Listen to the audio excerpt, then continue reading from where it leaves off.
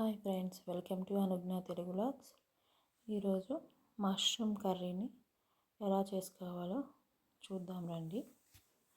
కావాల్సిన పదార్థాలు: mushrooms 2 packets తీసుకున్నాను, మష్రూమ్స్, ఆనియన్స్ 2 ఆనియన్స్, ఒక టొమాటో, ఒక చిల్లీ, అల్లం వెల్లుల్లి పేస్ట్. బాండీ పెట్టుకొని కొంచెం నూనె పోసుకొని ఒక 2-3 స్పూన్స్ నూనె పోసుకొని జీలకర్ర, ఆవాలు,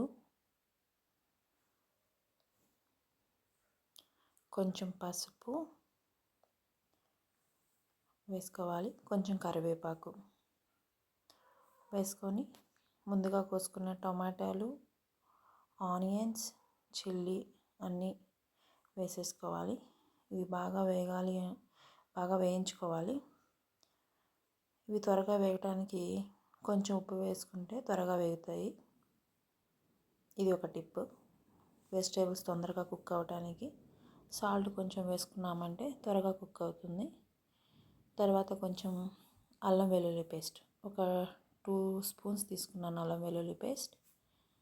అది కూడా బాగా ఫ్రై అవ్వాలి, పచ్చివాసన పోయేంత వరకు వేయించుకోవాలి. దీన్ని మూత పెట్టి కాసేపు మగ్గనిద్దాము. కాసేపు మగ్గిన తర్వాత చూడండి, కొంచెం సేపు కలదిప్పుకొని దాంట్లో మనకి రుచికి సరిపడా కారం వేసుకోవాలి. నేను ఒక 2 స్పూన్స్ యాడ్ చేసుకున్నాను. మీ టేస్ట్ తగ్గట్టు మీరు వేసుకోవచ్చు. ఇది బాగా తిప్పుకున్న తర్వాత కట్ చేసి పెట్టుకున్న మష్రూమ్స్ వాటిని కూడా యాడ్ చేసుకోవాలి.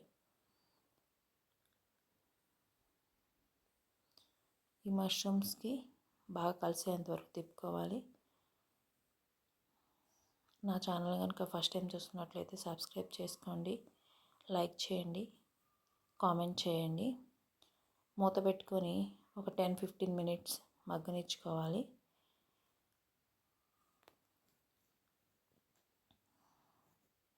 చూడండి, మనం ఈ మష్రూమ్స్లో ఎటువంటి వాటర్ యాడ్ చేయాల్సిన అవసరం లేదు.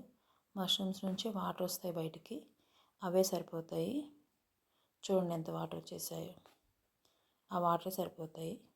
నేను దీంట్లో కొంచెం ధనియాల పొడి, కొంచెం జీలకర్ర పొడి కూడా యాడ్ చేసుకున్నాను.